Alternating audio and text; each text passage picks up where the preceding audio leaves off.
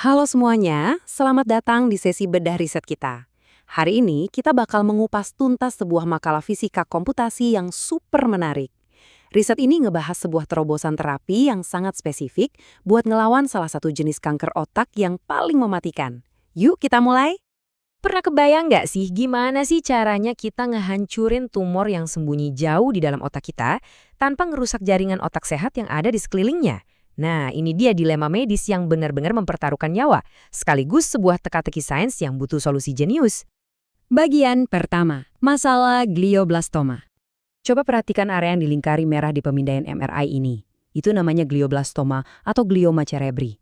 Nggak kayak kanker lain yang biasanya numpuk jadi satu benjolan padat, glioblastoma ini nyebarnya kayak benang. Dia nyusup ke jaringan otak di sekitarnya dengan sangat agresif. Posisinya juga sering banget ada jauh di dalam cerebrum, ngancam langsung pusat kendali kognisi dan emosi kita. Karena sifatnya yang melilit mirip akar pohon ini, operasi pengangkatan itu luar biasa bahaya, dan sayangnya seringkali nggak efektif. Kalau dipaksain, risikonya fatal banget buat fungsi otak yang sehat. Lanjut ke bagian kedua, solusi partikel alfa. Gini, terapi radiasi standar itu ibaratnya kayak kita pakai senapon shotgun. Sekali tembak, amunisinya nyebar luas. Dan ya otomatis ada resiko besar jaringan sehat di sekitarnya ikut kena. Nah, sebagai gantinya, para peneliti di riset ini nawarin sesuatu yang jauh lebih presisi, partikel alfa. Bayangin ini tuh sebagai senjata sniper rifle kita. Partikel alfa ini adalah ion berat dengan daya hancur yang gila-gilaan, tapi jangkauan tembaknya itu super pendek dan akurasinya benar-benar tepat sasaran. Masuk ke bagian 3, keunggulan puncak brag. Rahasia di balik akurasi ala sniper tadi itu ada di sebuah konsep fisika yang namanya linear energy transfer atau LET. Intinya, LET itu adalah seberapa cepat sebuah partikel kehilangan energinya pas dia ngelewatin suatu material.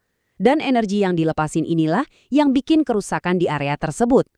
Poin pentingnya di sini, partikel alfa punya nilai LET yang luar biasa tinggi. Bisa nyentuh 100–2000 kilo elektron volt per mikrometer. Jadi efek ionisasinya itu sangat mematikan. Tapi cuma terjadi persis di jalur yang dia lewatin aja. Kalau mau lihat bukti nyata efek snipernya, lihat deh grafik kurva puncak brag ini. Perhatikan garis untuk partikel alfa yang tiba-tiba menukik tajam banget ke bawah. Jadi, pas dia masuk menembus jaringan, partikel alfa ini melambat. Semakin lambat bergeraknya, makin besar energi masif yang dia lepasin sekaligus, langsung ke dalam sel kanker. Terus, secara tiba-tiba, dia berhenti total. Artinya apa? Sel sehat yang ada persis di belakang target, itu tetap utuh, nggak tergores sedikit pun. Keren banget kan? Bagian 4, mensimulasikan perawatan. Tentu aja, ide seradikal ini harus dites dulu. Mereka pakai software simulasi yang super canggih bernama Monte Carlo N-Particle atau MCNP6. Proses komputasinya benar-benar mengagumkan. Pertama, mereka bikin phantom atau replika digital anatomi kepala manusia. Kedua, mereka tembakin partikel alfa virtual ke replika itu.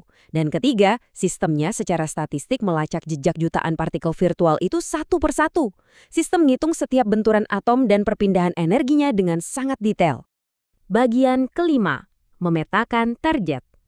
Coba perhatikan perbandingan gambar mirror phantom ini. Ini informatif banget. Di sebelah kiri, kita bisa lihat model utuh kepala manusia, lengkap dengan perbedaan kepadatan dari tengkorak, kulit, sampai jaringan otaknya. Tapi coba lihat perbesaran di sebelahnya. Tumor virtual yang bentuknya bola dengan diameter 1 cm ini nggak dibiarin utuh. Sama penelitinya, tumor ini diiris jadi 27 partisi target. Tiap irisannya itu tebalnya cuma 0,33 cm. Tujuannya apa? Supaya sistem bisa benar-benar ngebedain dosis radiasi dari bagian paling depan tumor sampai bagian paling dalam tanpa ada satu celah pun yang lolos. Terus posisi senjatanya ada di mana nih? Pemancar partikel alfa virtual ini ditaruh pas 25 cm dari titik pusat sel kanker. Lintasannya itu ditembakkan lurus ngelewatin dahi. Nah, posisi ini nggak asal pilih, ini dihitung cermat banget untuk ngikutin prinsip keamanan ALKRK demi meminimalkan paparan radiasi ke bagian vital lain yang sehat di wajah maupun tulang tengkorak pasien. Terakhir, bagian 6, hasil yang aman dan efektif. Dalam simulasinya, para peneliti ini memvariasikan tingkat energinya. Mereka nembakin dari 400 MeV sampai 430 MeV. Variasi ini super penting supaya sapuannya sempurna. Jadi, energi 400 MeV bakal berhenti dan menghancurkan area depan tumor. Sementara, yang 430 MeV bakal tembus lebih dalam buat ngehabisin sel kanker di partisi paling belakang. Jadi kankernya benar-benar disapu bersih dari depan ke belakang. Dan ini dia hasil yang paling mind-blowing dari simulasi ini.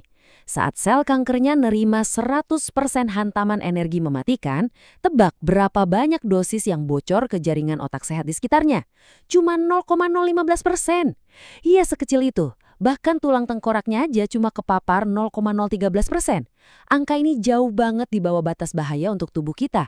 Ini ngebuktiin kalau terapi ini sangat menjanjikan buat ngelindungin jaringan sehat, padahal di saat yang sama tumornya lagi dihancurin berkeping-keping dari dalam. 2.912. Itu adalah total detik waktu nyata yang dibutuhin dalam skenario ini. Pakai arus cuma 1 nanoampere buat ngehujani si tumor dengan dosis mematikan 52 Gray. Kalau kita hitung-hitung, itu kurang dari 50 menit proses penyinaran secara keseluruhan. Dalam waktu sesingkat itu, kankernya hancur. Riset komputasional ini seolah ngasih kita bocoran tentang masa depan dunia medis. Kalau kita udah bisa memprediksi pergerakan fisika kuantum sedetil ini lewat simulasi digital, tantangan medis yang katanya mustahil apalagi nih yang bakal bisa kita pecahkan nanti. Bayangin aja potensi luar biasa buat keselamatan pasien ke depannya. Terima kasih banyak udah ikut membedah penemuan hebat ini bareng saya. Tetaplah penasaran, dan sampai jumpa di eksplorasi sains kita yang berikutnya.